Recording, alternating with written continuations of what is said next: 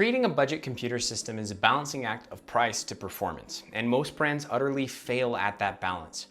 And then every now and again, you get somebody who gets it right. And in 2021, there are two laptops that hit that near perfect spot on the price to performance continuum. And they are the Lenovo Ideapad 3 and the Gateway Ultra Slim Notebook. Both of these laptops hover around the $450 price point, with the Ideapad coming in right at $450 and the Gateway a little cheaper at $430. However, that $430 is supposedly a sale, and even though I literally haven't seen it be any other price. And this is a really good price point for a budget laptop, because anything cheaper and you start seeing garbage computer parts pretending to be a Windows laptop, and anything more expensive and you start to enter the mid-range laptop land, and you can't really call anything budget anymore. So $450 is a sweet spot right now where you can put good parts in without charging an arm or a leg for the laptop, you know what I mean? And speaking of good parts, both laptops are based on an Intel i5-1035G1 with integrated graphics, and the Ideapad has 12 gigabytes of memory, while the Gateway has 16 gigabytes of memory. But Walmart also installs more bloatware than Lenovo does, so the performance, from what I can tell, is pretty much identical. So the question really is, which one of these laptops do you get? Is there an obvious winner? What are the pros and cons to each of them? Well, I'm going to try and figure that out by looking at the following things: overall build quality and feel, keyboard typing, trackpad performance, display quality, I/O selection, webcam quality, and anything else that stands out as far as the user experience goes that might tip the scale. So let's first take a look at the build quality. The Ideapad is an all plastic construction, which doesn't really bother me on a budget laptop, but it does lend itself to feeling a little cheap at some times. There is quite a bit of deck flex throughout the entire chassis, especially towards the bottom of the keyboard. The hinge and the display are not the most secure, but they're all right, and so the screen has quite a bit of flex to it as well, which is kind of unfortunate. The Gateway, on the other hand, is half metal and half plastic. The display is the metal half, which means that the construction is very rigid and it has absolutely no flex. However, there is only slightly less deck flex than the Ideapad, which, like I said, isn't all that distracting to me, but you might not like it. I feel like Walmart made some really smart moves with the top case of the Gateway laptop, because even though it is a budget laptop, when you pick it up, the metal display makes it feel really premium. I recently actually handed this laptop to a Mac user friend of mine, and he had to double take because he knew it was a Walmart laptop, but it just feels so premium. However, the metal and the plastic on the Gateway isn't great at hiding fingerprints, so it kind of always looks like it's dirty, even though it's black and matte. The Lenovo, on the other hand, hides smudges and fingerprints really well, so your laptop always looks and feels clean, even if it's kind of dirty, which could be kind of gross. All that being said, I think the clean winner as far as build quality goes is the Gateway. It just feels good to hold and use. The typing experience is a little bit of a different story though. Both keyboards feel really great to type on, generally speaking. Nothing feels cheap or gross. Both are just a really great experience. But the Lenovo does come out ahead. Some commonalities are that neither keyboard has a backlight, so you should probably only type during daytime hours. Both keyboards have dedicated media or function keys. Both are flat profile with clackety sounding chiclet style membrane keyboards. However, the Lenovo has a full-size keyboard, including a number pad, whereas the Gateway is a compact design.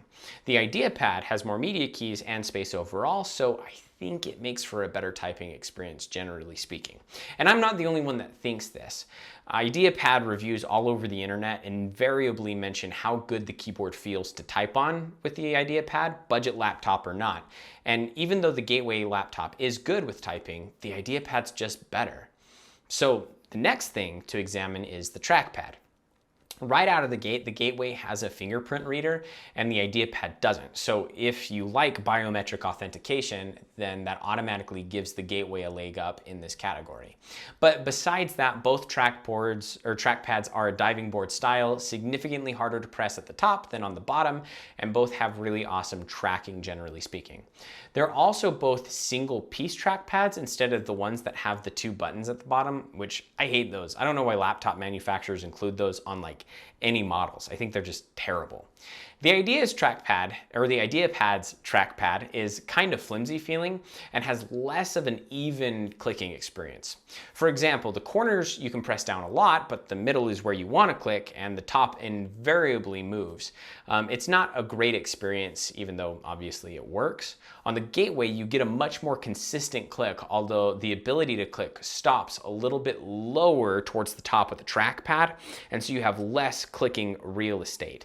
And that might annoy you. Also, the clickpad or the clicking sound is really, really loud on the Gateway, so you might get annoyed by that. It doesn't really bother me.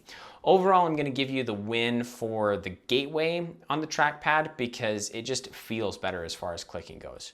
Most people move their fingers towards the bottom of the trackpad anyway to click, so the lost real estate towards the top of the trackpad isn't a big deal for the Gateway. Moving on to the display, there's really no competition here. Gateway wins in a landslide.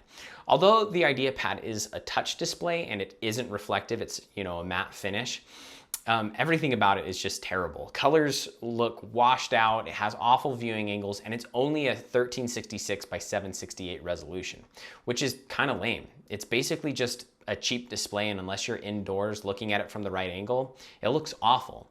On the Gateway, the colors are more vibrant, contrast is greater, viewing angles are much better, and it's a full 1080p display. I will say that I'm not a fan of the glossy screens like the Gateway has, and the Gateway isn't touch, but it's a superior screen in literally every other way.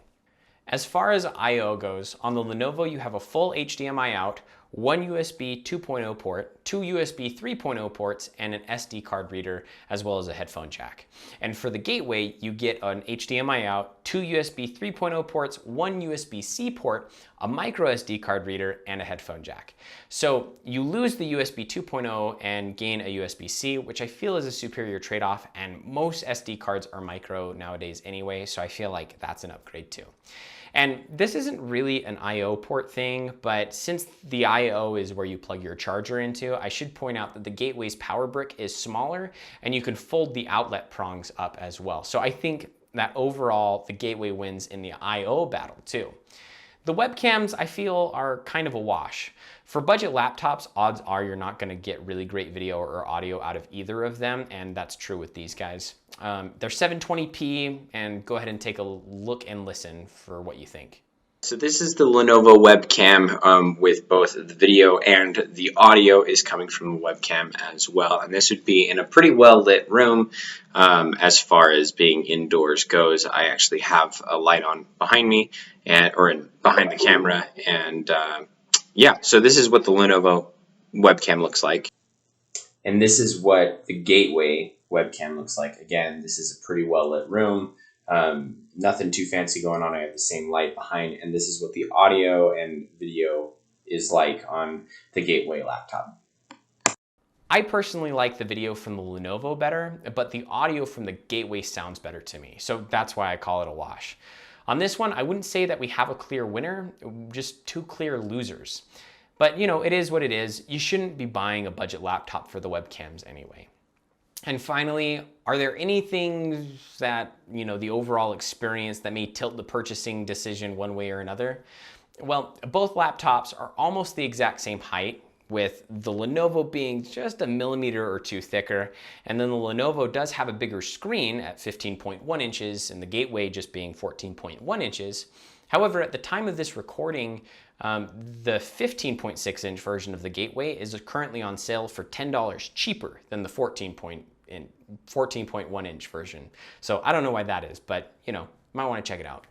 Because of the compact design of the Gateway keyboard, Walmart had to shrink the right shift key, which is something that I'm not a fan of because I usually use the right shift key as my primary shift key.